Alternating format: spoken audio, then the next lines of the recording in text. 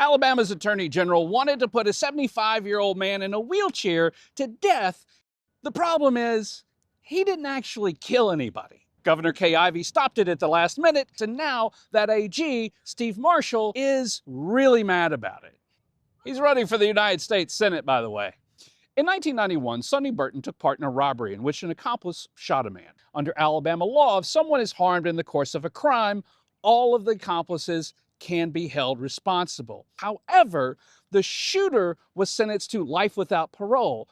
Burton wasn't even in the store when it happened, and yet Burton got a capital sentence. Does that sound fair to you? Well, it does to Steve Marshall. Under Steve Marshall, Alabama has fought to preserve capital sentences that don't make any sense. Take, for instance, DeForest Johnson.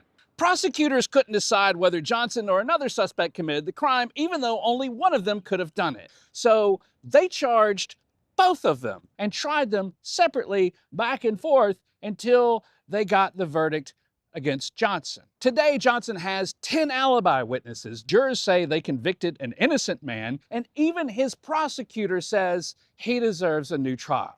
But is that enough for Steve Marshall? Heck no! His office has fought it at every turn. And then there's Christopher Barbour. For years, the state fought against retesting DNA evidence from the crime scene, even after the victim's family said they wanted it done. You might be under the impression that DNA evidence can exonerate people. Well, not so much in Alabama. When a judge ordered the evidence released to the defense, those tests showed the DNA came from another man, a neighbor of the victim. Don't worry, that guy's in prison today for having later taken someone else's life. A federal judge looked at that evidence and ordered a new trial. And Marshall's response? Did he follow the DNA? No! His office continues to fight for Barbour's execution at every step.